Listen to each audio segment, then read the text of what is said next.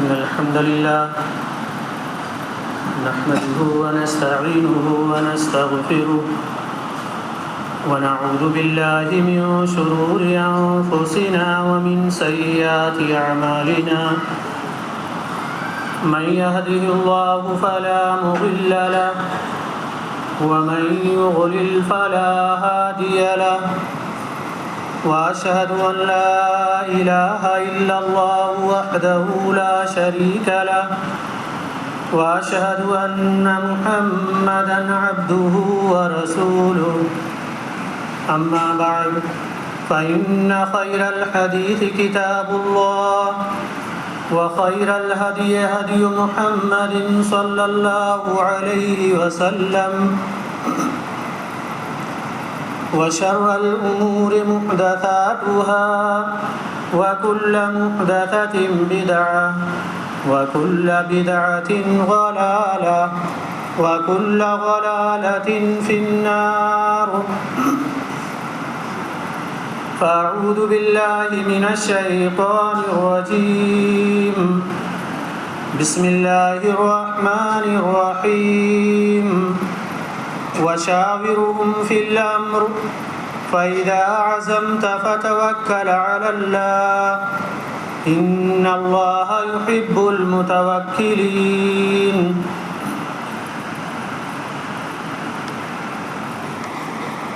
خطبہ مسنونہ کے بعد سورہ آل عمران کی ایک آیت میں نے آپ کے سامنے تلاوت کی ہے۔ اس آیت کریمہ میں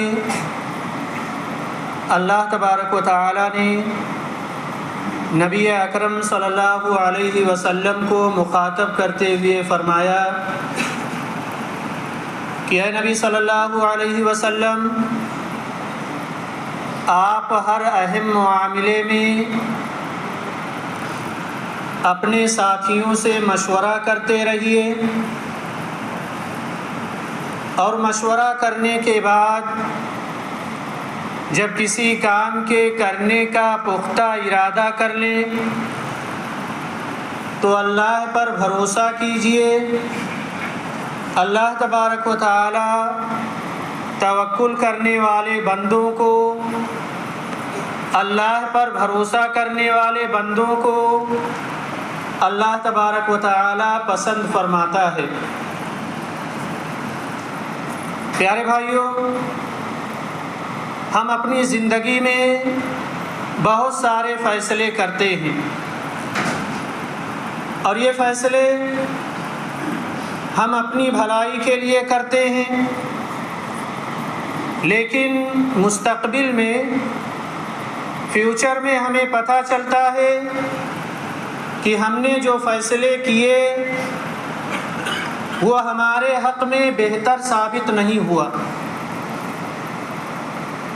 مستقبل کے حوالے سے، فیوچر کے حوالے سے ہمارے جو بھی فیصلے ہوتے ہیں، جو بھی منصوبے ہوتے ہیں، جو بھی پلاننگ ہوتی ہے، شریعت نے مستقبل کے ان تمام خطرات و نقصانات سے بچنے کے لیے کتاب و سنت میں ہمیں بعض اہم چیزوں کی طرف رہنمائی فرمائی ہے۔ ایک ہوتا ہے ہماری پلاننگ، کسی کام کے لیے ہماری منصوبہ بندی، یا کسی بھی کام کو لے کر کے ہم پلاننگ کرتے ہیں، منصوبہ بندی کرتے ہیں کہ ہمیں یہ کام ایسے کرنا چاہیے، یا ہم اس کام کو اس طرح سے کریں، ایسے کریں گے تو ہم کامیابی تک پہنچ جائیں گے، اس کام کے لیے اس طرح کی پلاننگ کریں کہ ہمارا وہ کام آنے والے دنوں میں ہمارے لیے فائدہ مند ہو، ہمیں فائدہ پہنچا سکے۔ شریعت نے ہمیں یہ تعلیم دی ہے کہ ہماری اپنی پلاننگ اپنی جگہ ہے، ہم جو منصوبہ بناتے ہیں وہ منصوبہ بندی اپنی جگہ پر ہے، لیکن جب بھی کبھی آپ فیوچر کے لیے، مستقبل کے لیے کوئی پلاننگ کریں، منصوبہ بندی کریں، کسی کام کے کرنے کا ارادہ کریں، تو شریعت کہتی ہے آپ کی منصوبہ بندی اپنی جگہ پر ہے، آپ نے جو پلاننگ کی ہے وہ پلاننگ اپنی جگہ پر ہے، لیکن ایسے وقت میں پلاننگ کرتے ہوئے، منصوبہ بندی کرتے ہوئے کسی کام کے لیے آپ کو دو اہم کام ضرور کر لینا چاہیے کوئی بھی قدم اٹھانے سے پہلے۔ مستقبل میں یا فیوچر میں کوئی فیصلہ کرنے سے پہلے دو اہم کام ایک مسلمان کو ہر حال میں انجام دینا چاہیے، اور یہ دو کام اسے بھولنا نہیں چاہیے۔ ان میں سب سے پہلا کام کیا ہے؟ اللہ تبارک و تعالیٰ نے سورہ آل عمران کے اندر بیان فرمایا، مشورہ۔ فیوچر کی آپ پلاننگ کر رہے ہیں، منصوبہ بندی آپ کسی کام کے لیے کر رہے ہیں، آپ چاہتے ہیں کہ آپ کا وہ کام کامیاب ہو جائے، آپ چاہتے ہیں کہ آپ کو سکسیس حاصل ہو جائے، تو ایسی صورت میں آپ کو سب سے پہلا کام جو کرنا ہے پلاننگ اور منصوبہ بندی کے بعد وہ ہے مشورہ کرنا۔ اللہ نے فرمایا وَشَاوِرْهُمْ فِي الْأَمْرِ، کوئی بھی کام ہو، کسی بھی کام کے کرنے کا آپ ارادہ کر رہے ہو، کسی بھی کام کے لیے آپ پلاننگ کر رہے ہو، کسی بھی کام کے لیے آپ منصوبہ بندی کر رہے ہو، اللہ تبارک و تعالیٰ فرماتا ہے اس کام کے لیے مخلوق سے مشورہ کرنا۔ جو آپ کے خیر خواہ ہیں، جو آپ کے دوست و احباب ہیں، جو آپ کے بڑے ہیں، جو سمجھدار لوگ ہیں، آپ اپنے اس کام کے لیے ان لوگوں سے مشورہ کر لیا کرو، اس لیے کہ میں نے جو فیصلہ کیا ہے کسی کام کے کرنے کا، میں نے کسی کام کے کرنے کی منصوبہ بندی کی ہے، میں نے کسی کام کے کرنے کے لیے جو پلاننگ کی ہے، اس میں غلطی کہاں ہے وہ مجھ پر واضح نہیں ہے۔ اس میں غلطی کہاں ہے؟ ہماری پلاننگ میں، ہماری منصوبہ بندی میں ہمیں پتہ نہیں چلتا ہے، لیکن جب ہم اپنی پلاننگ، اپنی منصوبہ بندی دوسروں کے ساتھ شیئر کریں گے، دوسروں سے مشورہ کریں گے، تو دوسرا ہمیں بتائے گا، دوسرا ہمیں سمجھائے گا کہ میرے خیال میں آپ نے جو پلاننگ کی ہے آپ کی یہ پلاننگ غلط ہے، آپ کے فیصلے میں، آپ کی منصوبہ بندی میں یہاں کمزوری پائی جاتی ہے، تو وہ آپ کو اچھا مشورہ دے گا۔ اسی لیے شریعت اس بات پر ابھارتی ہے کہ آپ کوئی بھی کام کرنا چاہ رہے ہو، کسی بھی کام کے لیے آپ نے منصوبہ بندی کی ہے، تو اس کے لیے آپ اپنے خیر خواہوں سے مشورہ کر لیا کریں۔ پیارے بھائیوں، جب ہم کسی کام کے لیے دوسروں کے ساتھ مشورہ کرتے ہیں، جو ہمارے خیر خواہ ہوتے ہیں، ہمارے ہمدرد ہوتے ہیں، تو ہمیں پتہ چلتا ہے کہ ہم سے غلطی کہاں ہو رہی ہے، ہماری پلاننگ میں مسٹیک کہاں پر ہے، ہم جو منصوبہ بندی کر رہے ہیں اس میں خامی کہاں پر ہے، اور جب مشورہ کرنے کے بعد ہماری منصوبہ بندی میں، ہماری پلاننگ میں یہ خامیاں نظر آئیں گی، تو نتیجے میں مستقبل کے نقصانات سے ہم اور آپ اپنے آپ کو بچا سکتے ہیں۔ اسی لیے اللہ تبارک و تعالیٰ نے پیارے نبی صلی اللہ علیہ وسلم سے کہا وَشَاوِرْهُمْ فِي الْأَمْرِ، اے پیغمبر آپ ہر معاملے میں اپنے صحابہ اور ساتھیوں سے مشورہ کر لیا کریں۔ اور عام مسلمانوں کے تعلق سے بھی اللہ تبارک و تعالیٰ نے فرمایا وَأَمْرُهُمْ شُورَىٰ بَيْنَهُمْ، یہ مسلمان ان کے سارے معاملات آپس میں مشوروں سے طے پاتے ہیں، یہ کسی کام کو تنہا انجام نہیں دیتے، جب کسی کام کے لیے پلاننگ کرتے ہیں تو اس پلاننگ کو کامیاب بنانے کے لیے اپنے ہمدردوں کے ساتھ مشورہ کرتے ہیں۔ تو ایک مسلمان کے اندر یہ صفت پائی جانی چاہیے کہ اگر وہ کسی کام کے لیے پلاننگ کرتا ہے، فیوچر اور مستقبل کے لیے منصوبہ بندی کرتا ہے، تو اسے چاہیے کہ اچھے لوگوں سے مشورہ کر لیا کرے۔ تو پہلا کام کیا ہے؟ مشورہ کرنا ہے۔ مستقبل کے بارے میں ہم نہیں جانتے، ہم نے کسی کام کے لیے پلاننگ کی ہے، ہم کوئی بزنس کرنا چاہتے ہیں، بزنس کامیاب ہوگا یا ناکام ہوگا، ہم نے منصوبہ بندی کر لی ہے، ہم نے اس کام کے لیے پلاننگ کر لی ہے، لیکن وہ کام سکسیس ہوگا یا نہیں ہوگا ہمیں نہیں پتا۔ اسی لیے شریعت اس بات پر ابھارتی ہے کہ آپ نے پلاننگ کی کسی کام کے لیے تو آپ مشورہ کر لیں۔ مشورہ کرنے سے فیوچر میں اس کام کے لیے آپ کو مدد ملے گی اور آپ اس میں کامیاب اور کامراب ہوں گے۔ تو پہلا کام آپ کو کرنا ہے مشورہ۔ غور کیجئے یہ مشورہ کرنے کی اہمیت کتنا زیادہ ہے۔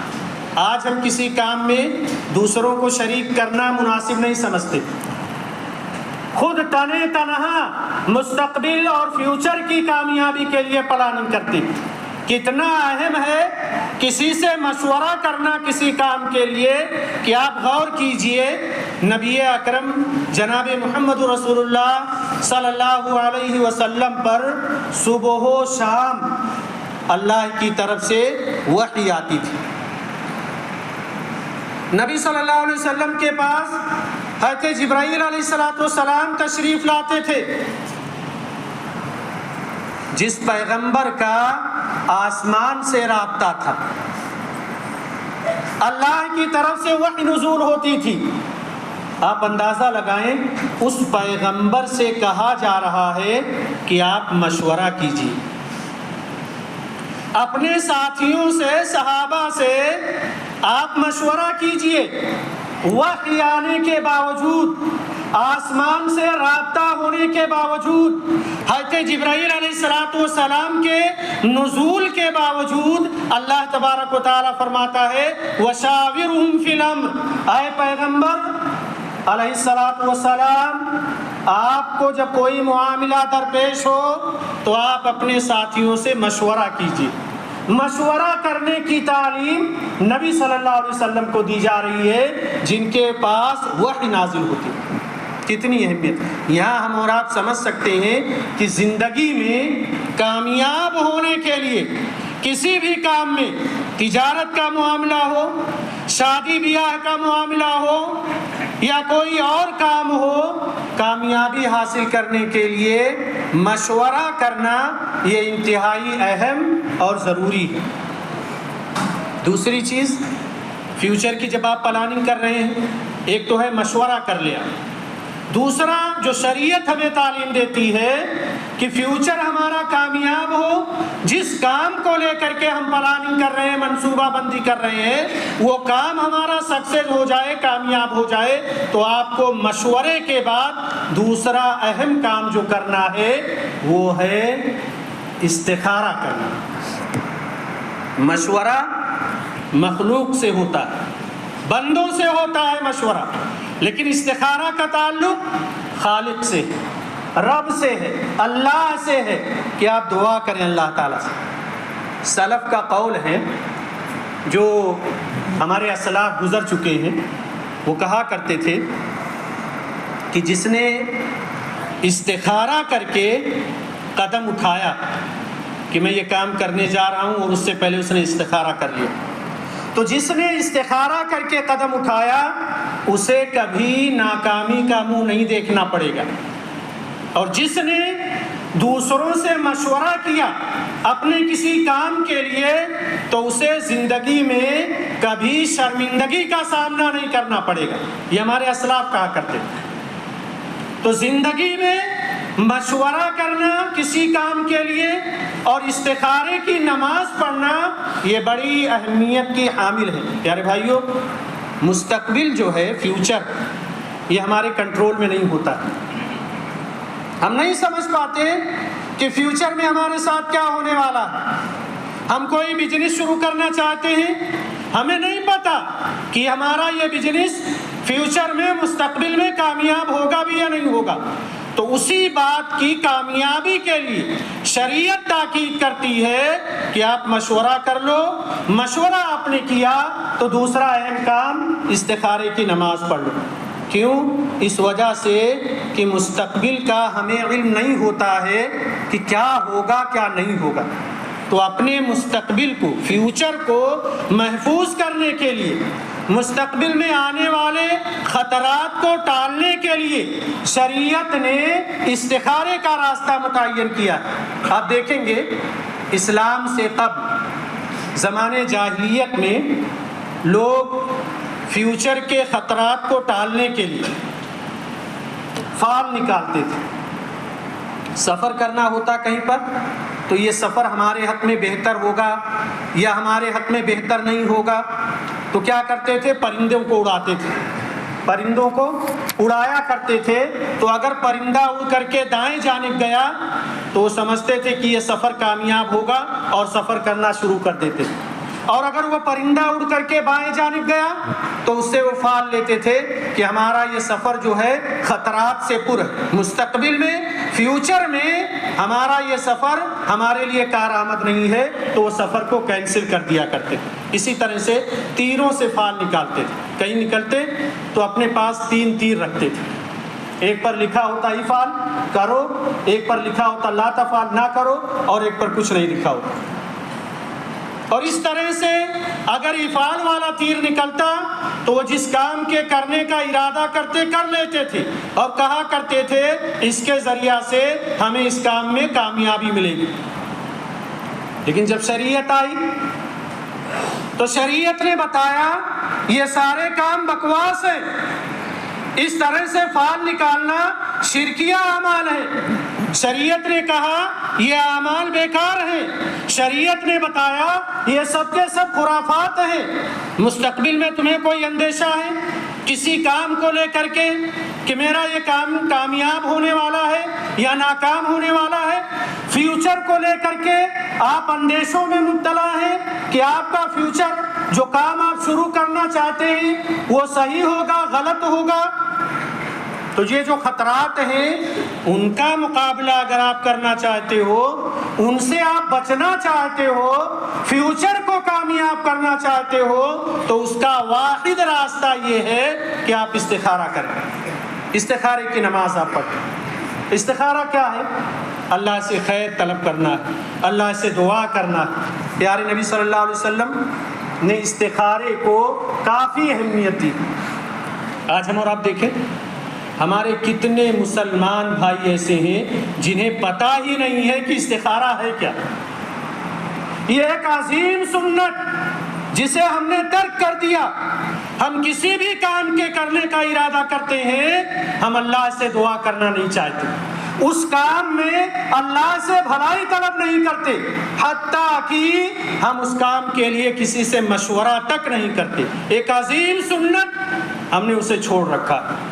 نبی اکرم صلی اللہ علیہ وسلم استخارے کی کتنی اہمیت تھی، کہتے جابر رضی اللہ تعالیٰ عنہ فرماتے ہیں کہ نبی اکرم صلی اللہ علیہ وسلم ہمیں اپنے تمام کاموں میں استخارے کی ویسے ہی تعلیم دیتے تھے جیسے قرآن کی کسی سورت کی تعلیم دیا کرتے تھے۔ آپ کے پاس، آپ کو شادی کرنی ہے، 2 آپشن ہیں آپ کے پاس، 2 جگہ سے آپ کے لیے رشتہ آیا، یا آپ اپنی لڑکی کے لیے لڑکا ڈھونڈ رہے ہیں یا لڑکے کے لیے آپ لڑکی ڈھونڈ رہے ہیں، یہاں آپ استخارہ کر لیں، اللہ سے دعا کر لیں، خیر طلب کر لیں۔ مستقبل میں اگر لڑکی کے لیے آپ لڑکا ڈھونڈ رہے ہیں تو وہ لڑکا آپ کے حق میں مفید ثابت ہوگا۔ آپ استخارے کی نماز پڑھ لیں۔ رشتہ بہتر ہے یا بہتر نہیں ہے آپ کو سمجھ میں نہیں آ رہا، فیوچر کیسا ہے، مستقبل کیسا ہوگا میری بیٹی کا اس لڑکے کے ساتھ یا میرے لڑکے کا اس لڑکی کے ساتھ، آپ استخارے کی نماز پڑھ لیں۔ کیوں نہیں آپ اس طریقے کو استعمال کرتے جو شریعت نے ہمیں سکھایا ہے؟ آپ کاروبار کرنا چاہتے ہیں، بزنس کرنا چاہتے ہیں، یہ کاروبار کروں یا وہ کاروبار کروں، اس میں فائدہ یا اس میں فائدہ ہے، آپ استخارے کی نماز کیوں نہیں پڑھتے؟ آپ اپنے فیوچر کو، مستقبل کو محفوظ کرنا چاہتے ہیں کہ تجارت آپ کی ترقی کرے آنے والے دنوں میں، تو آپ استخارے کی نماز کیوں نہیں ادا کرتے؟ استخارہ کریں۔ آپ بزنس کے لیے سفر کرنا چاہتے ہیں، آپ کے لیے سفر مفید ہے، غیر مفید ہے، آپ استخارہ کیوں نہیں کرتے اللہ تبارک و تعالیٰ؟ مشورہ کیوں نہیں کرتے مخلوق سے اور خالق سے دعا کیوں نہیں کرتے اپنے تمام معاملات میں؟ گاڑی خریدنی ہے، خریدوں نہیں خریدوں، آپ کیوں نہیں لوگوں سے مشورہ کرتے اور اللہ سے دعا کرتے، استخارے کی نماز پڑھتے؟ پیارے نبی صلی اللہ علیہ وسلم نے استخارے پر صحابہ کرام کو ابھارا تھا اور تعلیم ایسے دیتے تھے جیسے قرآن مجید کی کسی سورہ کی تعلیم دیا کرتے تھے۔ اللہ سے دعا کریں کہ اللہ تبارک و تعالی ہم تمام لوگوں کو اپنے تمام معاملات میں لوگوں سے مشورہ کرنے اور ساتھ ہی ساتھ استخارے کی نماز پڑھنے کی توفیق عطا فرمائے۔ آمین صلی اللہ علیہ نبینا محمد وعلیہ وسلم۔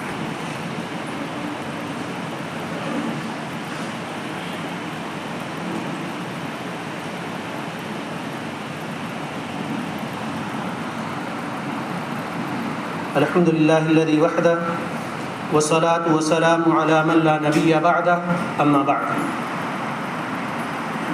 پیارے بھائیو، استخارہ کرنے کا طریقہ کیا ہے؟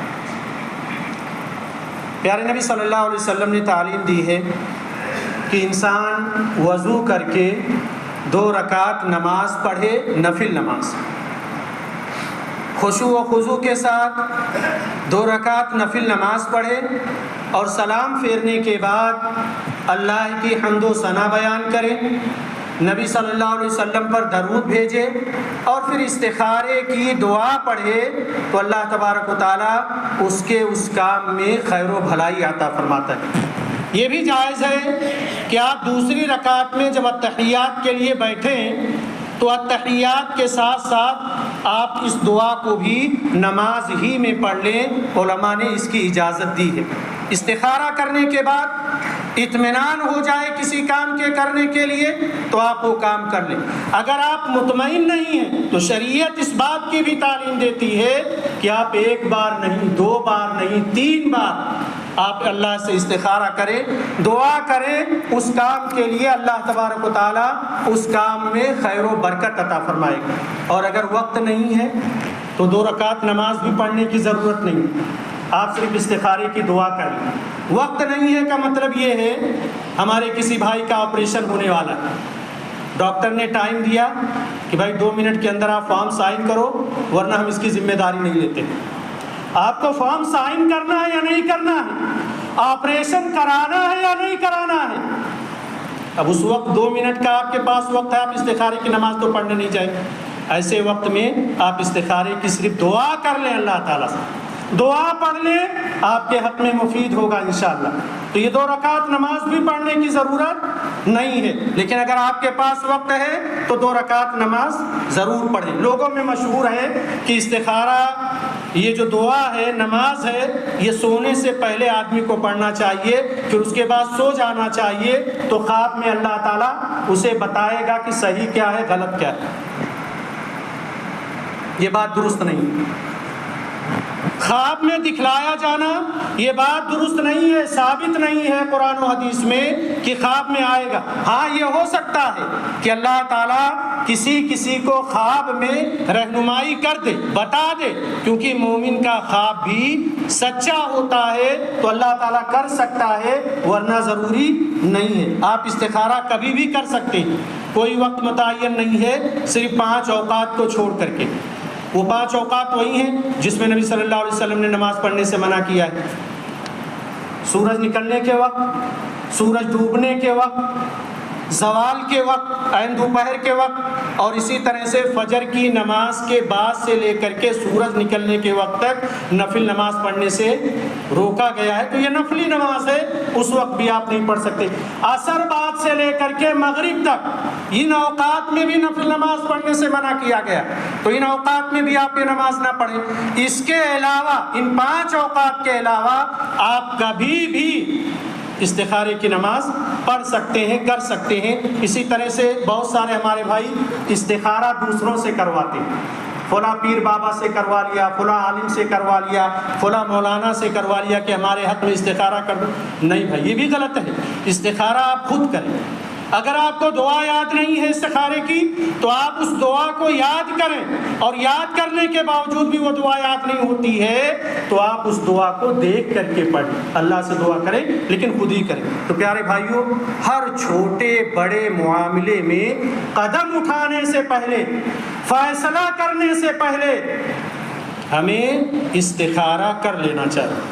جس نے استخارہ کیا اسے ناکامی کا منہ نہیں دیکھنا پڑے گا، اور جس نے مشورہ کیا اسے کبھی رسوائی کا سامنا نہیں کرنا پڑے گا۔